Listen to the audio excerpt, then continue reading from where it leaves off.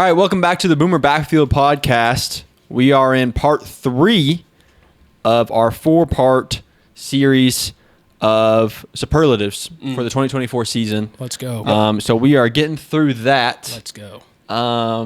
But part 4 has been postponed due to a little surprise next week. What's going on?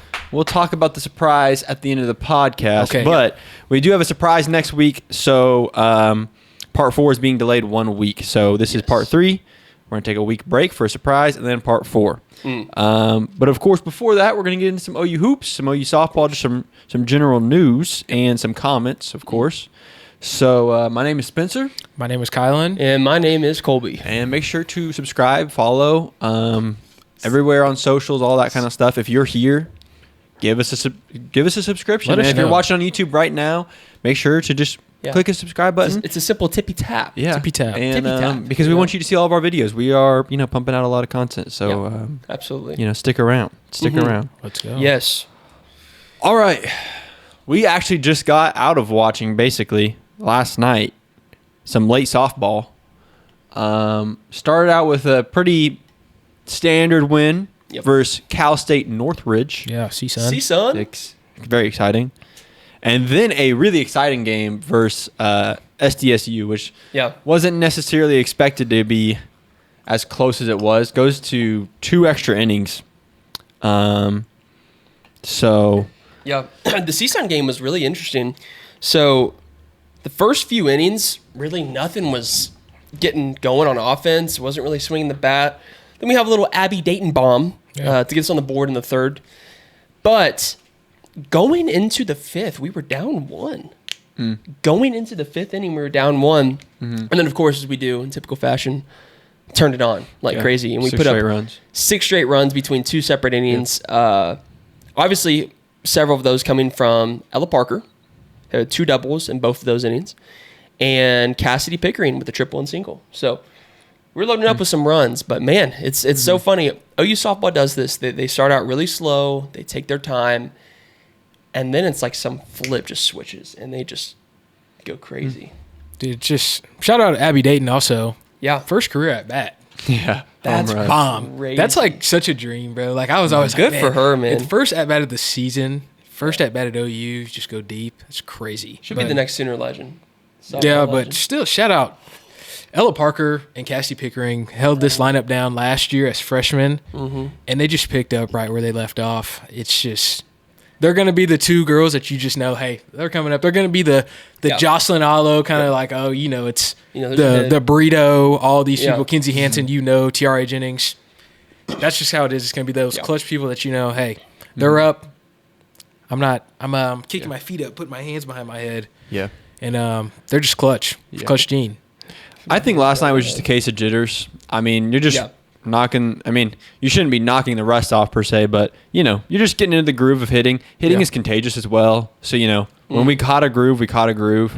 And, after going 5 innings of 1 run, then we go into, we scored, 16 runs or 17 runs in the next, 14 innings after that. Yeah. So, it just took a while to get them warmed up. I'll be interested to see what happens tonight versus the other Cal State schools to see if maybe last night wasn't a fluke and maybe there's a little bit more parity in softball. Maybe we're on a lower level. I don't know. But I think last night, you can't just judge a team that's running on 4 straight national championships based on 1 performance. Yeah, so absolutely. Now to the SDSU game.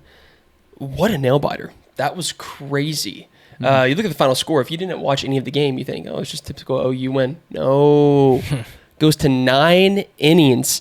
And the game was back and forth pretty much the whole time. If you watch the game, it's they score a run, we score a run. They score a run, we score a run. It's actually a really good game. Go to extras in the 8th. And we take the lead on a squeeze bunt. We take the lead. Sure enough, SDSU comes back and scores a run that next inning. So it's like, man, they're just not giving up. And then, of course, in the 9th inning, as OU does in OU fashion, big moments come up. Isabella Emmerling goes deep for a grand salami. Put this up 10-6. Pretty much solidifies the game. We get another run by Alana Agbayani. I think I did that pretty good. Yeah. Sorry if I said your name. She put up another run on the board as well. So we got 11-6 was the final score. But man, dude, OU does that every single time. Every time there's a clutch moment, it has to happen. It has to happen. Kinsey Hansen hits a bomb last year. You know what I'm talking about? This year, it's Isabella Emmerling's the savior. And I guarantee you throughout the rest of the season, that's going to happen over and over and over again. We always step up in the big moments. It's so awesome to watch a team that can do that, Yeah. I mean, hopefully they keep doing that. I mean, that's been the difference maker for softball the past 4 years. It's been the opposite for football and basketball, where the clutch moment comes and we fail. That's really just what makes a good team a good team. Yeah. But I gotta ask. Go ahead. What's a squeeze? So what is a squeeze? Happens. Well, there's two types. There's two types. There's a safety squeeze. Okay. I mean, they're really pretty much the same thing. Safety squeeze and a suicide squeeze. Basically, that means there's a runner on third base, and so a suicide squeeze, here's the difference. A suicide squeeze is the runner from third is stealing home. So no matter where the pitch is, you have to get it down. You have to get the bunt down. If it's over your head, jump up, lay it down. If it's on the ground, lay it down. Because what happens is that if the catcher catches it, it's a simple, easy swipe and tag to get him out. So suicide squeeze is typically it's like a ballsy move, and you got to be ready for it. So as a hitter, in your mind, your only thought is, I have to get this down. And the great thing about a suicide squeeze is typically, no matter where you bunt it, the runner's going to score. So when you're bunting, typically you want to avoid the pitcher. If somebody's crashing, you want to avoid where they're crashing. It doesn't matter really on a suicide squeeze. A regular safety squeeze is basically they're going to come home, but they're not going until you bunt it, if that makes sense. So a squeeze is a bunt when there's a runner on third base trying to steal home. Trying to score. Yes. Intentionally score. Because you don't have to steal. Only suicide squeeze is when you're when they're actively stealing. Like as soon as the pitch goes, they're stealing. But safety squeeze, if you're looking if it gets down, I'm going. That's the point. But the thing about a safety squeeze is you cannot go at the pitcher because they will get out, most likely. Interesting. So, that's never knew. Now I know. Now you know. There's so many things. I don't know every single rule. Trust. There's a lot of ball. But I want to say that Sam Landry and Audrey Lowry took away all my skepticism for OU pitching. 16 Ks combined. Lord. I mean, granted, it went 9 innings, but still. 16 Ks between the two. And that always, amazes me in softball. The fact that you can throw every single game, and then you can come out the game, and then you can re-enter. In baseball, can't do that. As soon as you come out the game, as a pitcher at least, you're done. Yeah. You're cooked. And you have to rest for 3, 4, minimum 5 5 days if you're a starter. But Sam Landry throws 107 pitches, and then she's just I bet she feels great today. She'll probably throw today. Yeah. So because it's that natural, arm movement. Isn't it so crazy how just going backwards, you can throw 150 pitches, but you go frontwards, and you throw 100 TJ. And your arm's hanging for 2 weeks. Yeah. It's crazy. It's crazy. But, crazy stuff. Yeah. Moving on. Women's hoops. Women's hoops was crazy. Yeah, it's been a hard week. It's been a tough week for OU for women's hoops. Yeah, it's been a hard week. I mean, you go to LSU. The LSU game was brutal. The thing is, LSU's number 6. You have it on the road, and for the most part of the game, we look like completely washed. The game was completely over. But then you look at the score. We put up 100, 100 to 107. We only lost by 7. Dude, that game, God. They were just throwing hands at each other. Fights. That's right. I think you were gone. Elbows, knees, tackling each other, pushing each other. I was like, golly. I love it. And I've never seen that in 4 years of watching, OU men's basketball. I've never seen a huge, even a scuffle, really. Yeah. Not much of a big scuffle at all. And that LSU game, I saw more than I'd seen in 4 years combined. Yeah. It was insane. I was like, golly. And it made me want to beat them more because I was like, they kept, a lot of people were coming at Reagan Beers saying, she's the aggravator of all these fights, the instigator of all these fights.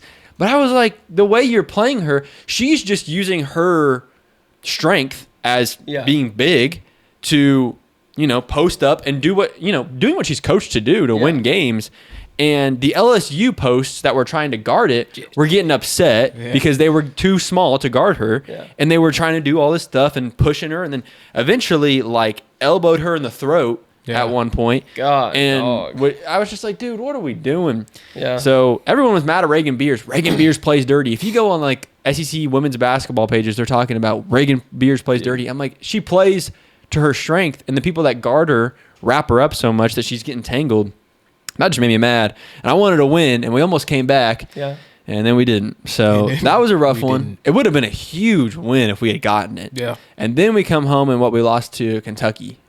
God, Georgia Amore or whatever, she went crazy. She dropped 43. Really? That's crazy. 40 bomb? 40 bomb. 40 bomb. At home again? Was it? It was at our place. OU, yeah. yes. Yeah, it was at our place. 40 bomb. I remember it was on like during the preview of the game. Whoever Kentucky's coach is, I forget his name. He was like, "We're working on 3 shot." Like there's a drill where they're sitting, there's all around like 3-point line, and they're just randomly throwing like balls at people, and they just have to hit it. Like you have to hit your shot, and they have to get 5 in a row, or else you start over. And they were like, "We're doing this drill because they shot terrible the game before." And she comes out and goes 7 for 12 from 3, and I mean she could not miss. And during like late game, because they were trying, you play the foul game, trying to foul her. Fouled her every single time, got her to the line, and she's just bucket. 7 And for 12. I was like, wow. What? That's crazy. Is that 60, 58 maybe? It's up there. 60, I don't care what it is, up there. That's crazy. But just silly. From the arc? That is crazy. Yeah, I don't know. Yeah. Here's the crazy Bonkers. game. Yeah. Well, we lost, unfortunately. Yeah. 95-86. It's honestly, it's been rough. It's really been rough. We Yeah. finally got a redeeming win last night versus Ole Miss. Yeah. But Ole Miss is one of those games that it's like, we should be winning that game. Unranked. Like we should be winning that game. 1 by 10 on the road, which is it's good, an impressive win, but it's just we should be winning that game. Yeah, And it's so, but hopefully that gets us some momentum back. Yeah. And we finish out strong Yeah, because this is definitely a team that can. I mean, if they just got their turnovers right, they would be so crazy. Reagan Beers and Peyton Verhulst are just crazy. So, and I think they have potential to do something in March Madness. So. The turnovers, man, it boggles my mind how you can turn the ball over so much. And if you look, if they don't turn the ball over, they win. What are they ranked? I mean, what's their record? They probably have 1 loss, South Carolina. I mean, when you have 23 turnovers in a game, this was a few weeks ago. I mean, you lose by what? I think they lost by 10 that night. It's like, I mean, it's just crazy. They can turn it around. I mean, there's a lot of good things that can come out of it. So, crazy stuff. Yeah. Transition over to men's hoops. Well, men's hoops. Yeah. Come on, boys. We had finally our first win that felt like good. Not just like Arkansas, but like it felt Arkansas was a good one because it was on the road, but like Vandy just felt good because it was ranked. That was the big reason. It was just ranked. Yeah. And it happened in good fashion. We beat them pretty good. 30. And beat them by 30. Was it 30 or is it 30? 97 30? to 67. Golly. We spanked them. Yeah. The first half it was close, just like any other game. And second half we just pulled away. Yeah.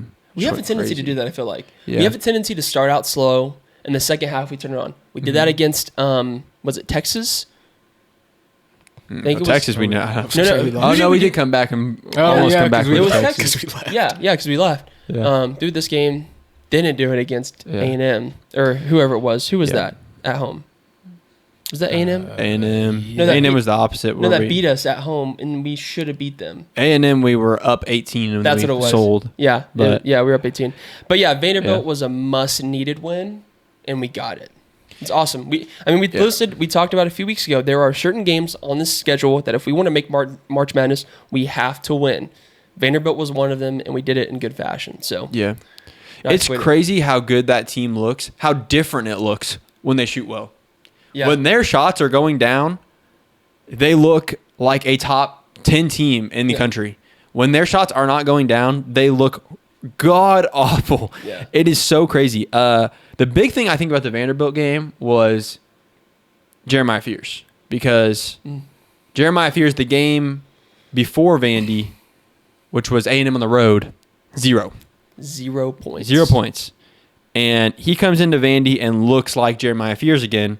So then we go to Auburn, which number 1 team on the road, tough game, we lose. Yeah. He still looks really, really good in that game. Yeah. He looked like he belonged in that number one atmosphere. Yeah. And so has Jalen Moore's looked that way the whole year. But, man, it's good to see that we have Jeremiah Fears back because he's been so inconsistent. Jalen Moore and Dayton Forsyth have been really consistent. Yeah. Jeremiah Fears has not. And so hopefully we're getting him in a groove. That way, when we play Tennessee tomorrow, he's in that groove because we need him. I mean, we don't win when he's not in a groove. We just don't. So, yeah. I mean, going back to that Vandy game, it shot like 73% in the second half. He went crazy, which is insane. Dude, that's which, I mean, that bonkers. leads to that, I think they won it was like a 23-0 run at one point during the game. Like, that's absurd. Crazy, like, that is absurd to score 23 straight points without them scoring not one. That's, like, insane. But, I mean, I think, honestly, I've got to go brag about Dayton Forsyth. Dude, he's crazy. I mean, Oklahoma kid, so I think we all have some more love for him. But, like, it's nuts. Having a player that can just come in and boom, immediately. Yeah. I mean, I'll use the Sparky thing, the spark plug for the team. That is like what this team needs because it looks like they're asleep sometimes against Texas. Jalen Moore said himself, lackadaisical. Lackadaisical. Like that's absurd to have that at the Division I level versus a rival. But now you have this guy that when he comes in, it's 100% effort, 100% just go, go, go. Yeah. And he's a leading scorer for OU versus Auburn. Put up 13. Jalen Moore's next with 11. Yeah. Like, you're telling me he's not – I mean, I get the fear – like, I get Jeremiah Fears. I think he is extremely – is he a better player? Yes. But there's something about that effort and like that I swear. Hey, I'm coming off the bench. I got to get mine. Yeah. But I'm also going to help the team.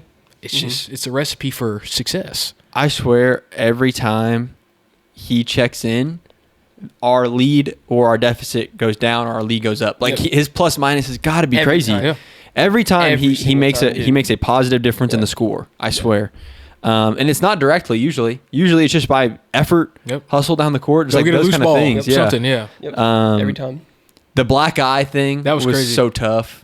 And when he played with the scratch, first off, the way he got it, fighting for the ball, that's Dayton Forsyth for you. Gets a scratch on his eye. Next game, he comes in with a big black eye, the big shiner. The big old shiner on his eye. Like they used to and say, he just plays through it. It was just so tough. It's just like the black eye was so symbolic of like how he plays. It was just so tough, honestly. I want him to be a starter, man.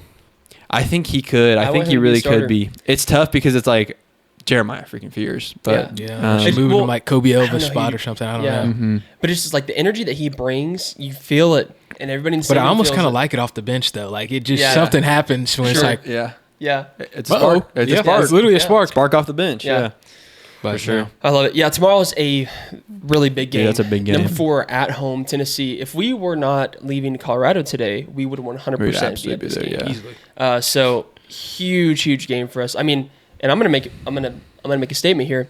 If we beat Tennessee tomorrow, I'm convinced that our March spot is solidified.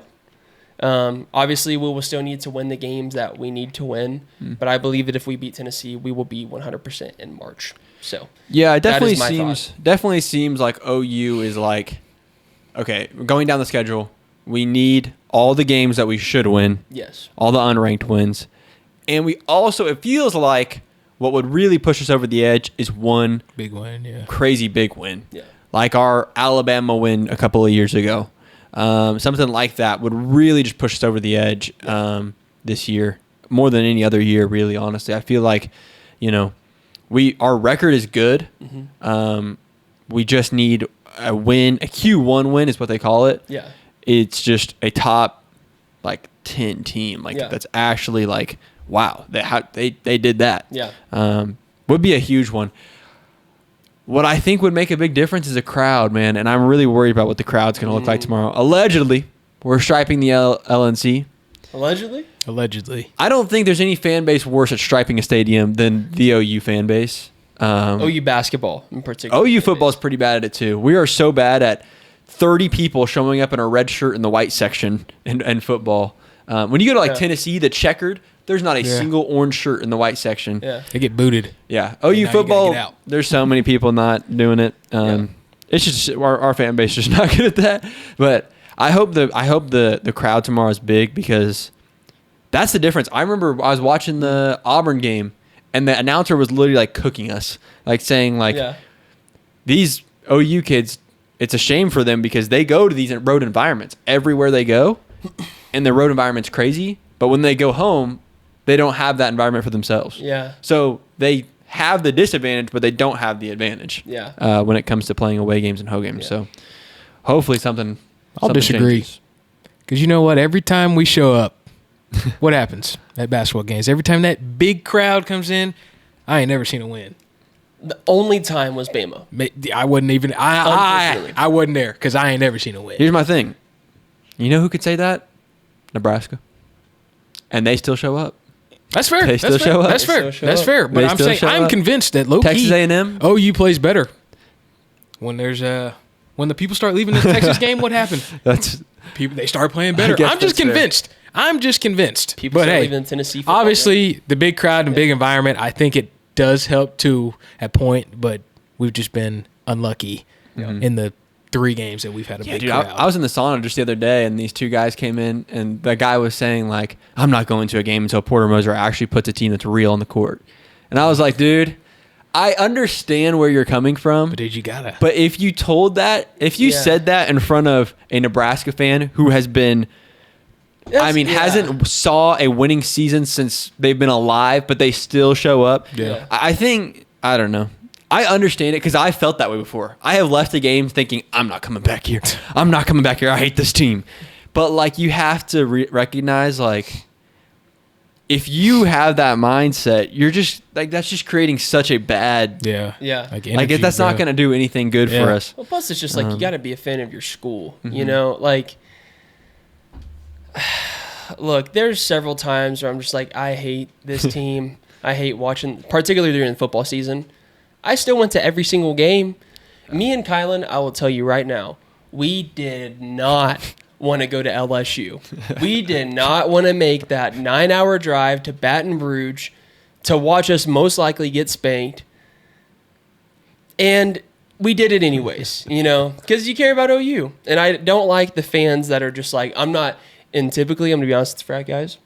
Yeah. And they're always like, bro, I'm not going to go watch this game if we're not good. Like, why would I go watch it? It's like, just go because it's fun. Like, because you're a student, That's you know? fair. Mm-hmm. Like, my thing is like, when I was at OU, I transferred here my junior year. And a big thing for me was I'm going to go to every event that I possibly can because I'm only a student for 4 years. And in that case, I was only a student at OU for 2 more years. And so I'm like, I want to make the most of my college experience and not do it because it's cool. Oh, I'm going to be cool and not go because they're not. It's like, that's not a flex. Like, you're going to look back in 10 years and regret that you didn't do it. So I'm always a big advocate for go to every game you can because you'll miss it when you get older. So yeah, I agree. All right, let's move on. We got our week 3. Oh, series 3. Yep, week 3 of the series, the superlative series. And we are going to get into some more Sooner superlatives. Let's get into it.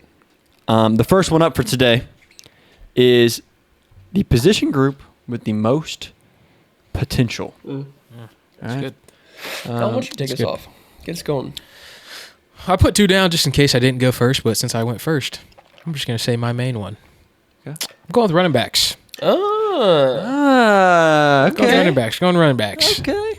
I think looking at it from the top down based on that grade, you're going to get Javonte Barnes back, which he'll be a senior. Right? I think he's... Gosh, can you believe that? He'll be a senior. Like That's freshman crazy. Just yesterday. You have Sawchuk. That's crazy. He'll be a senior.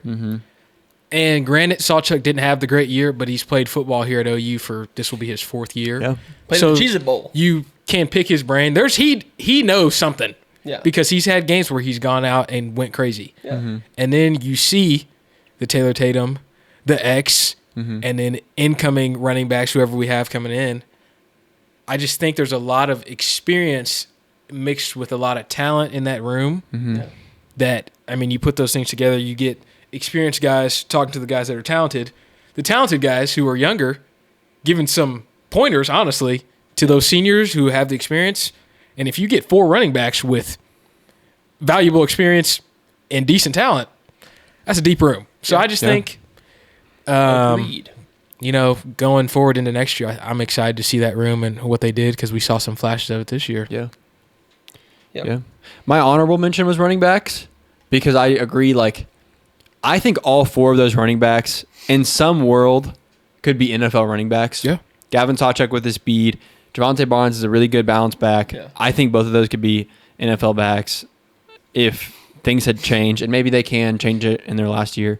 And then X and Taylor Tatum, I totally see it from them. Yeah. Definitely NFL backs. Yeah, that was definitely an honorable mention for me. My real answer though is the linebacker group. That's It's good. the easy pickings one, in my opinion, because it's a Brent Venables team who is a linebacker coach. But Sammy Omosigo, Kip Lewis, Kendall Dolby's kind of a hybrid. Yeah, I put him in there. But we got some transfers in at linebacker.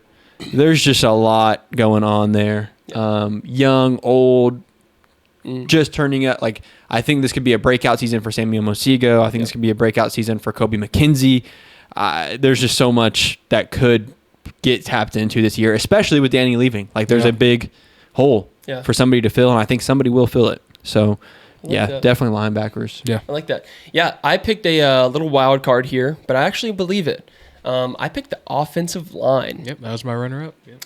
The reason why is because the talent there, off the charts. Ryan Foje, right?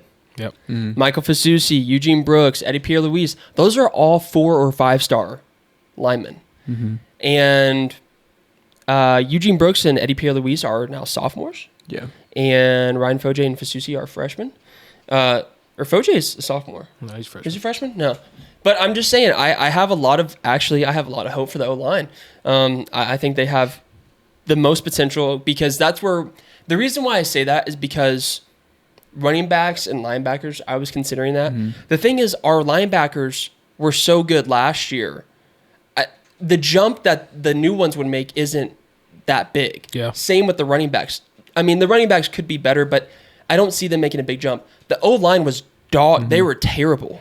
And the jump that they can make is astronomical, in terms of how bad they were. So that's why I picked the offensive line. Yeah. I was thinking more in terms of the actual players. Like, there are players, like Kobe McKenzie, for example, can go from barely playing to being the next Danny Stutzman if like that's his potential, So And Kendall Doby, I mean, we know what he can do, but NFL scouts don't. This could be a big year for him. For sure. I agree. Next up, right back to the O-line.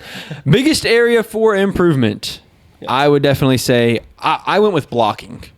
So that goes for O-line, tight end, and running backs. I think all around those groups, just there's so much room for improvement there. Yeah. And I think that there's a chance that we could see improvement. Mostly in the O-line. I think we've got some transfers in. I'm curious to see, Bill Bedenbaugh is not the kind of guy like DeMarco, where if you're a freshman and you're the best out there and you are part of the best 5 O-linemen, he will put you out there. Yep. So we could see Fasusi in his first year for sure. Yeah. I'm curious to see if that will happen, but I definitely think there's a lot that can change on the O-line. Tight end, I'm not in love with any of the transfers or the freshmen. Like, I wasn't like, none of them are 4 or 5 stars. The one thing that I'm hoping for when it comes to blocking is Devon Mitchell. Yes. Please, Devon. get in the classroom, Devon Mitchell. Please stop skipping class. I'm begging. That's public information. I don't feel bad for saying it. Dude, get in the classroom. Take why everything. Is that rascal missing class? Take everything outside of class serious or outside of football serious, and just lock in because you have the opportunity to be something. So lock in, and then running backs, man. I don't even know what can change because it's going to be the same guys, but hopefully they'll get better at blocking. I feel like the problem with running backs is last year was the O-line would set them up so bad. Yep. Usually a running back will be blocking maybe a blitzing safety or a blitzing corner. No, you're blocking the nose tackle. Like, it would just be so bad. So I feel for them, but yeah. Yeah, I can go ahead. My biggest area for improvement, offensive line. So my group of the most potential is the O-line. Biggest area of improvement, offensive line. It just has to happen. And the reason is that we have the best transfer quarterback in the country. In my opinion, probably a top 5 quarterback in the country with John Mateer. And he's not going to be able to do jack squat if we don't have a good line. And particularly a line that is significantly better than last year. We can't go up from last year's line. We can't just go up 1 step. We need to go up 3 or 4 steps. Yeah. Just for John Mateer to be able to do what he can do. Because I believe that if you give John Mateer a decent O-line, just a decent line, he's going to make some magic happen because he's a great quarterback. But if you don't, it's going to be a same situation. And I'm not comparing Jackson Arnold to John Mateer because I think Jackson Arnold is buns, and I've said that several times. But it will be another Jackson Arnold situation where John Mateer has a lot of talent and he's good. But if he as soon as he catches the ball, if he's on the run, what can he do? Jackson Arnold's different because he's just buns, and he had opportunities to leave and stuff like that. But what I'm getting to, though, is it has to happen. It absolutely has to happen. And if it doesn't, we're going to go 6-6 again, probably actually 5-6 because we have the hardest schedule in the country, and BV will probably lose his job. So everybody's talking about this is BV's year to keep his job. Well, if I'm BV, I'm spending the whole spring, the entire summer with the O-line group because it has to happen. Yeah, I think that's fair. I went with tight ends. Yeah. I just, as a whole, our tight end play that was crazy. It's just been kind of just silly, honestly. Just silly. But, you get Bauer Sharp, and, everyone thought this guy is going to be the next, I don't even know, like Mark Andrews-esque. In what world? Antonio Gates. I don't even know. Like Tony Gates is crazy. Tony Gonzalez. I don't even know. God. But you get him mic'd up in fall camp, and he's rolled up. He looked so tough. Wow. And then it was just like, what is this? What is he doing? But still, I just think that it's kind of like the O-line you said. They were so bad this year, and I just haven't seen anything to make me think that they're going to be any better. Because the one guy who we're depending on, was he here last year? Sure was. But he couldn't get right. Yep. So unless, Devon Mitchell, please prove me wrong. Prove us wrong and get right. Dude. Because Kennesaw State, Carson Kent, glad you're here. I hope you're a dog, but I'm just not seeing it. I don't envision myself seeing a Kent State transfer tight end being the Mark Andrews, the tight end that we're looking for. Now, I know I can't think of the guy's name right now. We got another one. I think he's from Louisiana Tech, and he is primarily a blocking tight end. That's what he does. So, by all means, go in there, do your thing, block everybody you see. I don't care who it is. Block BV if it comes down to it. But just the tight end room, it was just so bad, and they have to get better because it's pivotal, not just blocking, but being able to just catch the ball sometimes. Dude. Because you don't have it. We didn't have it. Bauer Sharp, sometimes he just didn't catch the ball. He was terrible. I'm so happy he's gone. God, I can't stand watching him play football. Yeah. Dude, here's the thing, though, and I hate that I have to say this all the time, but I have to. Guys that come from Kennesaw State, guys that come from Law Tech, they are there for a reason. They were there for a reason. And listen, I do believe that there are certain circumstances where you can go to a smaller school, maybe because you were overlooked, maybe this, maybe that, and you go up to OU and you have your time to shine and you take action on your opportunity. But we have not seen that at OU since Baker Mayfield. And he didn't come from Texas Tech. He didn't come from Kennesaw State. He was in a Power 4 school. Yeah. And I just don't know. You look at, and you can go on to say Travis Kelce. He was a Cincinnati player, But that's the only, what other case, does that happen? But then again, Travis Kelce didn't transfer somewhere else. And he didn't transfer. He was just at Cincinnati. He was there. I'm going to try to be optimistic. And actually, as we get more into the next few weeks of talking about next season, I actually have a lot of optimism, which I will talk about. But I just don't see it with a Kennesaw State and Law Tech transfer. I hope they prove me wrong. Please prove me wrong. But I'm just BV, what are we, Yeah. Are we broke? What? You had Nate Roberts at Washington. 10 minutes away, 5-star, and he losing to Ohio State. He was 10 minutes away from the school. How do you lose him? His brother played here last year, Jake Roberts. How do you lose Nate Roberts? You know? How do you lose Devon Mitchell when he's on your team? How do you lose? How does Devon Mitchell not go to He's class? 6'5". How do you lose him? That's what I'm saying. My thing is like, yes, Devon Mitchell, lock in, dog, go to class. But at some point, like BV, drive to his dorm, drag him out of his room, and put him in class. Like he's roommates with Mike. Like Mike, what are you doing? Hey, all right, bro, don't wake me up. Nah, you're gonna have to get up. There's some people in JUCO. I used to never. I hated when people be like, "Hey, bro, can you wake me up?" I'm like, "No, I'm not your mama, bro. I'm not doing that." But if it's Devon Mitchell and I'm the quarterback and I need help, hey, get up, please. Come on, Devon, we gotta get up. We got weights. Yeah. How are you not going to weights? Well, I remember there'd be times at JUCO we wake him up. Yeah. Because if we didn't, we'd have to run. Boom, boom, boom, boom, boom, boom, boom. You'd find a way. Oh yeah, best believe I did that a few times. Out. And they be mad at me. I do not care because I'm not running. I'm not running. All right, guys. Somebody needs to do that, Devon Mitchell. All right. Next up, best uniform combo of an opponent we played. I want to start this one. All right, go ahead. I want to start this one. Go ahead. Tulane. Yeah. Dog. Those baby blue with Fire. the white helmets. Fire. Tulane has, I swear, bro, their uniforms are so tough. They are. With the shiny, like, reflective green wave. It's so hard. Yeah, it's tough. I just love Tulane's uniforms. I've always thought they were so tough. Their baseball uniforms are hard. They just got good colors, too. The baby blue and the green. Like, that's fire. Yeah, it's fire. So, Tulane. Yeah. Tulane's mine. Mine was Tulane as well. The baby blue pants was so tough with the baby blue helmet, the green wave. It's tough. It's a great look. I wanted to include some honorable mentions because we had a few good ones, but Tulane just like knocks it out of the park. It's not even close. LSU wearing the purples at home. Come on, that's mine. Oh. It's tough. It's tough. And, we were thinking, is OU going to wear red on the road?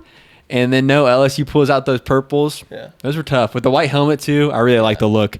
And then this one was kind of disappointing. I just wanted to talk about it because it was kind of disappointing. Right, They built up to it so much. Yep, here it and the comes. social media pictures were so cool. Yeah. Look at these helmets we're going to be wearing. Yeah. They're so cool. The Ole Miss little thing they did for our game, it didn't look good. It just didn't. Out in the field, I saw some of the equipment guys. They had a really cool hoodie. That looked cool. The actual helmets themselves were just all right. I personally thought their powder blues are a lot tougher than what they wore against us. I was hoping they were going to wear, the powder blues, because that might have made it over Tulane, honestly. But absolutely. But yeah, Ole Misses were just kind of a letdown. I thought they'd be like the best of the year. Like leading up to it, I was like, oh, these are exciting. They wore the basic navy. It was just ugly. It wasn't. I didn't like it at all. I picked LSU. Yeah, it was tough. Yeah, that's hard. I've always that was when I was a kid. Low key, I wanted to go to LSU. I don't know why, but I just purple is such a good. I remember TCU. I used to love TCU's uniforms. I still do, but I don't know, something about that white helmet. I really don't like that gold helmet. I really am not a fan. The white stuff. The gold just looks so old and crayonish. It just I don't know. But the white, it's tough. It was just so hard. I don't know why, but I think just the white helmet, the purple, the colored jersey, and then the white pants. It always just goes crazy. Never for misses. me. Yeah. Purple's so like Clemson, bro. Yeah, those purple. Oh, they're just tough. They're just tough, and it just looks clean. Clemson's unis are. Oh man, it's purple clean. and orange. Yeah. So I mean, purple looks great. Tulane's up there, obviously, but I think that's just Tulane. They wear that every single week, pretty much. Washington too. Yeah. While we're here, purple's good color. And while you're talking about white combo, I want to talk about the Houston game. Wearing those new alternates, wearing the throwbacks. Yeah. Tough. I've never been a fan of really any alternates we wear. The Rough Rider, the Rough Riders? Wood grain, Wood grain, bring the wood or whatever it is. Yeah. They were all right. They were good. There were certain combos that were awful, and then there were certain combos that were okay. They're pretty good. The all red. All red is awful. Ban all Never red. wear that again. Never wear that again. Baker went crazy in that game. The game, Unity is good. I think it's better in under the lights than in a daytime, 11 a.m. kick. Yeah. Like the West Virginia game, they looked pretty cool. It looked pretty cool. Because they're shiny, they reflect, But these are our best I think we've ever put out. I love these. Dude, I second that. Yeah. I'll be honest, I hate to say this, I'm not a big fan of the Unities. I'm really not. But dude, the white, the 40s ones, those were tough. They were The tough. cleats, would they put out like the threes? The new like threes? Yeah, with it was the hard. threes. I It like, was come hard. on. I hope we wear those every year. Those were bad those were luck. so They're probably sick. banned. They might get burned. Yeah. They might be 'Cause burned that already. was one of the worst That games I've was- ever seen. That was Houston. We almost Just lost. 16-12. I remember like after the game, we were like, so do we just burn these? Burn 'em? Like, Put 'em at the- Yeah. yeah. We're just picking the jerseys up, putting them in the cart. Like, do we burn these? Do we burn these? Or what? Yeah, But insane. they're still back in that equipment closet. I know that they're not. I won't be mad to so see him again. I think we should. I think we They're should give them a hard. chance Yeah. because I mean, we won the game. Yeah, We it's won true. the game. So True.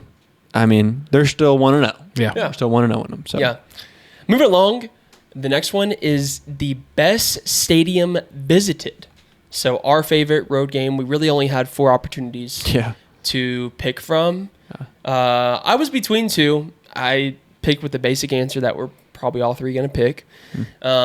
LSU, my pick. Fair enough. The biggest stadium I've ever been in.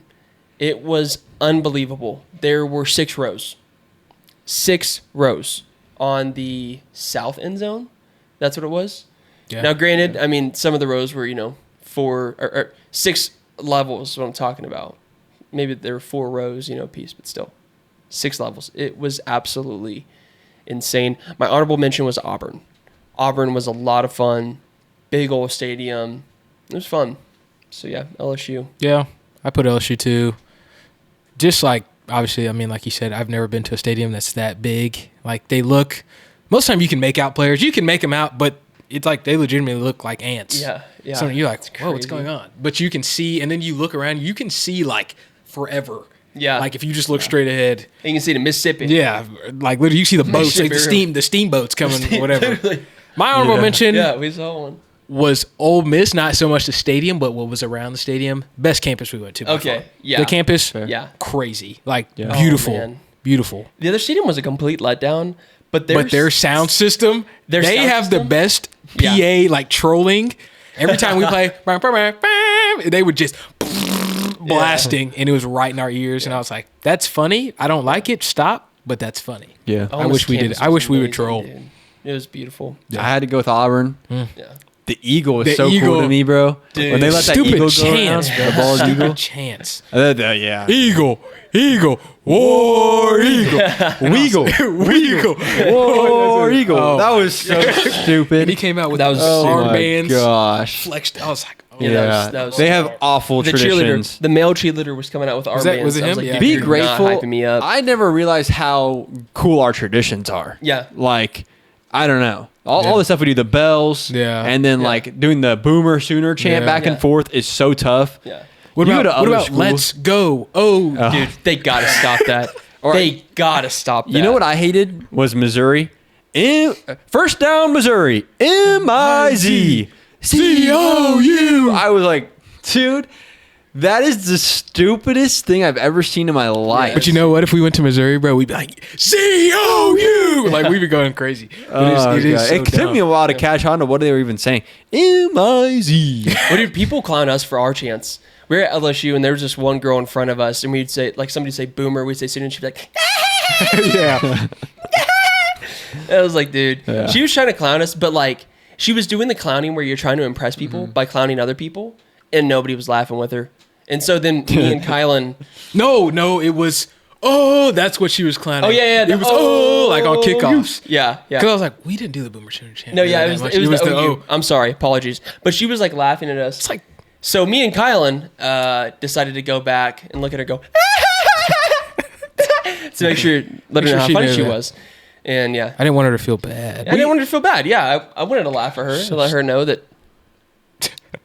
But everything will be all right. We have the best back and forth chant when it comes to boomer sooner. Yeah, Orange Power at Oklahoma State. stupid. Texas Fight, not nearly as cool No. as Wah, wah, Boomer wah. Sooner. Wah, wah, wah, wah.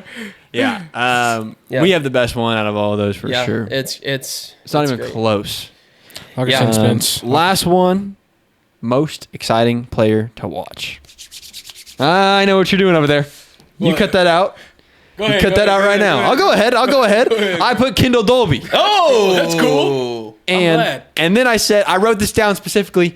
And Mike, I guess I wrote down I guess. I'll talk about Kendall Dolby because Mike doesn't. I don't need to talk about Mike. Yes. And Mike, I guess. That's funny. Kendall Dolby. I mean, I just loved watching him because what was so crazy about Kendall Dolby is like, and this was the way that BV had him being the cheetah. Like one play he's dropping into coverage, one play he's blitzing, one play he's hovering, and it's like, but the way he did it and the way he was so fast and the way he was so aggressive, it made it feel. And maybe I don't know if this is how it felt for the opposing team, but when you were watching it, it made it feel like he was everywhere. Yep. Yeah. Everywhere, all at once. Yeah. Because one play, he's making the deflection, and you're like, oh, there's Dolby. And then the next play, it's a sack, and you're like, that was Danny and Dolby. And then the next play, he's a running back for the other team. Screen pass, he's hitting. Yeah.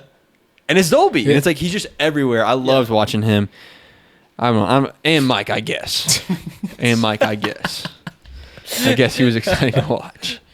Go ahead. It's Mike. It's Mike. Come on. No, I mean, really, honestly, I know I am a Michael Hawkins fan, but I just never knew what he was going to do. He could actually go out there, do a flip, or he could throw the ball to the phantom receiver. So it always kept me on my toes. What is Mike going to do? Or Mike might be just cool. I want to know Mike, bro, because he is so interesting to me, bro. Like, is he mysterious? Oh, yes. Like, he's mysterious, but it's like, dude, but he's like nice. Like, he's kind of nice with this guy. He seems kind. Like, I don't know. He's like nice in that way, but then I'm like, hey, how did he hit a flip over somebody in the end zone? 2 flips. Yeah. I don't know. I just think he's one of the most exciting quarterbacks that since probably since Caleb probably, that you're like, he is athletic enough to do something silly right here. But I don't know what it's going to be, and it might be bad. So that's mine. Obviously, it's Mike. But I will agree with Kendall Dolby. He's literally everywhere. And Colby, I peeked at your screen, so I would agree with yours too. Yeah. Dude, Mike, man, I hope my prayer is John Mateer goes crazy this year, NFL. Draft.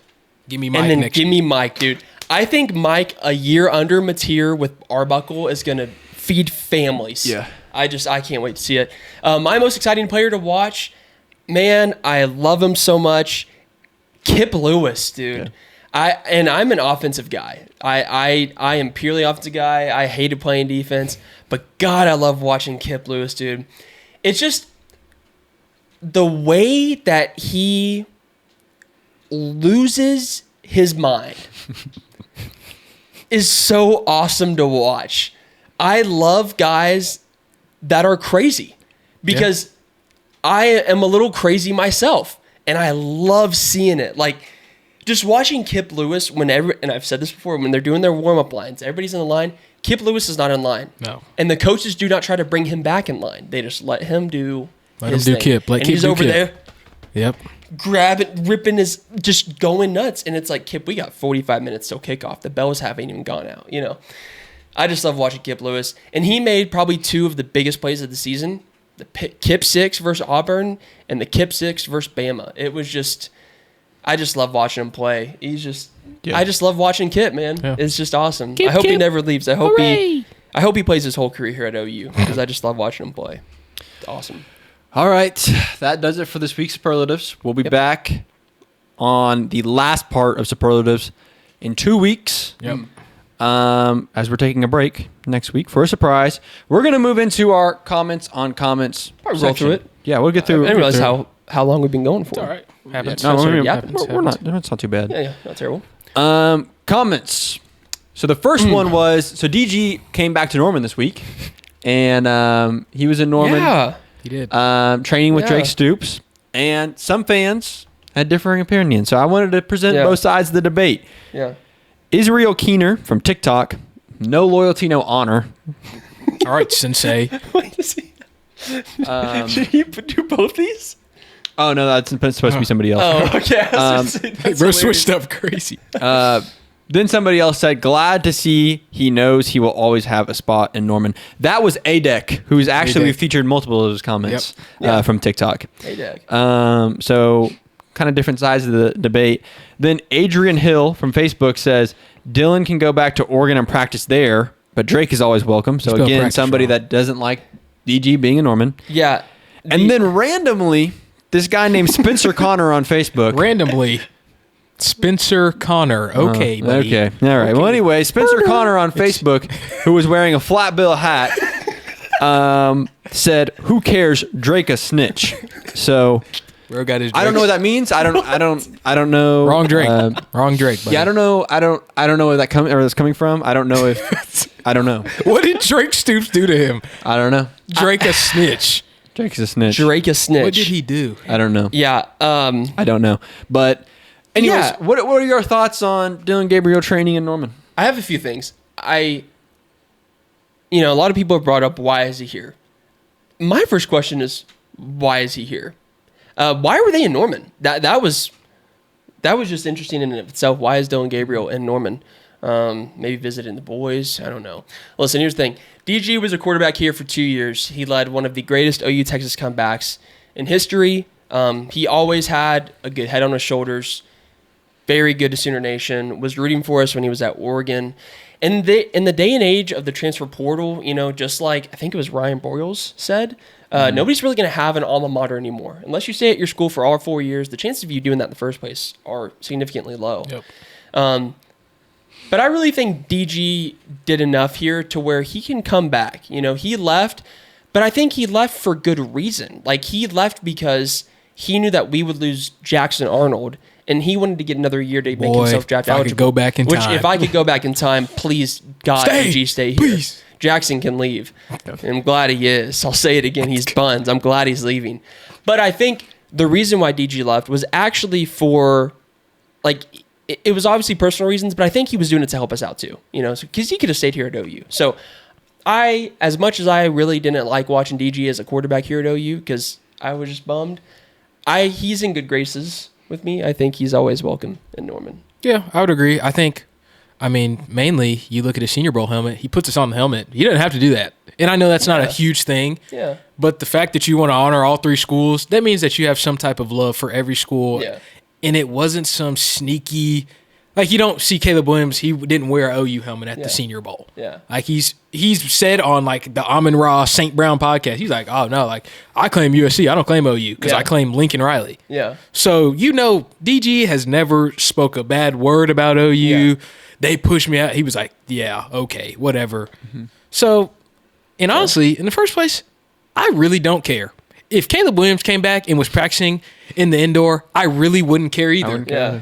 Because, it's not going to affect, I'm not going to lose sleep because Caleb Williams is throwing dots in the Everest Training Center. Oh no. Yeah. It's not like he tore it down with a bulldozer. Golly, people are acting like he just committed a felony. Yeah. I don't know. Yeah. I just think it's kind of dumb that people are really, upset that he was here throwing a football. Yeah. I think in the day and age we're in, we're just going to see it a lot more, and you're just going to have to get used to it. People are going to have 2 schools they consider home at the end of their college career, and they're going to go back to another. DG also went to Mississippi State to train with Jeff Lebby for a couple of days. That's just how it is now. That is just the way it is now. Yeah. You're going to have, 2, 3, or maybe 4 coaches that you call your coach throughout the country. And those coaches are going to move around, right? Yeah. So, I don't see anything wrong with it, especially he spent more time here than Oregon. Yeah. He's got boys here, meeting up with Drake to train with Drake and General Booty. Yeah. Shout out General Booty. Why was he here? That's the big, why was General Booty He's got here? more time here. He was here for 2 years. Yeah, he was. In theory, this is DG's, he spent a lot of time here. He spent 2 years here. So I don't really care. I don't have any problem with it. Yeah. If you pull a Lincoln Riley, or, and this is tough to say, but the situation with Nick Anderson where it was really weird, and it's almost like there's it's kind of awkward now with him. Yeah. That's a tougher situation. I don't know. I'm not obviously going to hate the player if he comes back and trains here, but or Caleb Williams, it's a little bit of a weirder situation. Yeah. But DG is everything ended on great terms, so it's Yeah, good guy. Yeah. Moving along, Billy Bowman. Yeah. Billy Bowman, obviously a quieter year statistically. but with just crushing it in the Senior Bowl, on the Reese Senior Bowl. Let's go. Maverick Eddings on TikTok commented about it and said they were too afraid to target him. It's the single best line you could hear as a DB, kind of explaining why his stats didn't pop out this year. Yeah. And then Dear Man 3, only issue with Billy B is the man is the one of the most inconsistent tacklers on the Sooner defense. Interesting. So I really wanted to talk about how his statistics weren't crazy this year. Yeah. I never noticed a time that he just got absolutely cooked too much. I'm trying to think. Nothing sticks out in my mind. Nothing sticks out in my mind. Did he against Auburn? I remember Des Malone got cooked first. I know Auburn. Des Malone did, but I thought Billy did. I might be Well, he wrong. got stiff-armed during the Texas game. Well, the Texas game, Billy Bowman kind of made himself look a little foolish. Because he said, hey, we're here. Right. Yeah, that was a bit ridiculous. Billy, not with Jackson Arnold as your quarterback. It was Mike. It was Mike, though.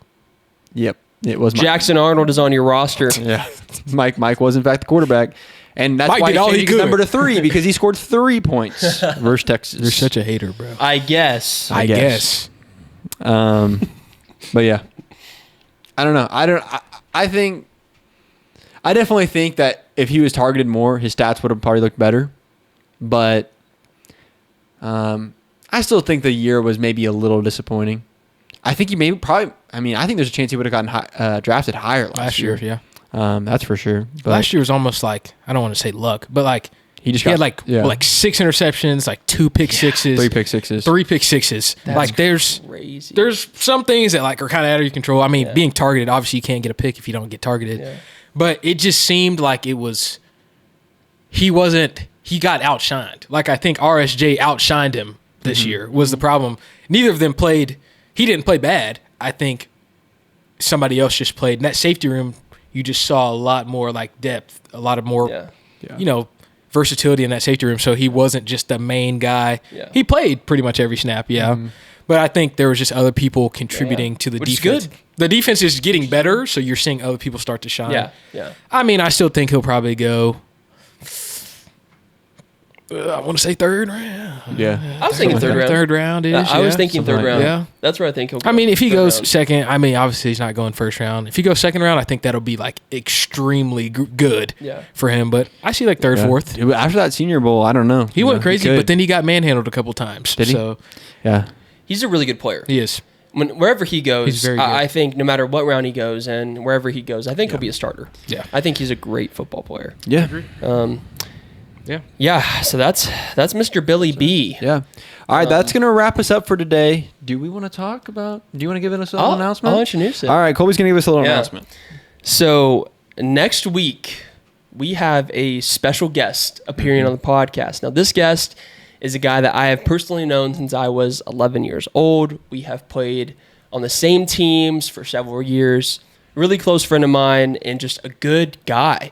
And actually a Sooner baseball legend who is now playing in the St. Louis Cardinals organization. He was drafted in the 10th round, I believe. I'll have to double check. Mr. Bryce Madron. 2 straight years, 3-hole hitter for the University of Oklahoma. If you watch OU baseball, you know who I'm talking about. Bryce is a great guy. We're super excited to have him on the podcast, and he will be on here next week. So we're going to bring up some old pictures, talk to him a little bit, get to know him, and obviously just not talk about sports, but actually get to know him. I know him pretty well, and so it'll be fun to have him on here and for you guys to get to know Bryce because he's a really good dude and a dang good baseball player. Perfect timing because baseball starts in a week. Yeah. So if you're wanting to get, some information Little about jump start. a little jump start into OU baseball, this is the place to do it. Yeah. Got a little 3-hole hitter, Bryce Madron. Mr. B Mad. He's an amazing baseball player. So super excited to have him on the podcast. Yep. So Mr. Bryce Madron next week. With that being said, that's it for us. That's it for today. We will be in Colorado this weekend. We wish you guys a good weekend. Please, please, please, please, if you have it in your heart, like and subscribe to our podcast. I was like, bro, you about to ask for offering or what's going on? Like and subscribe to your Just podcast. I'm asking you to tithe. Don't say that. A thumb click. Do not say that, bro. Come on. Cut it out of the ball. All right. We're leaving. We're leaving. Thanks, guys. Schaefer MVP. Peace.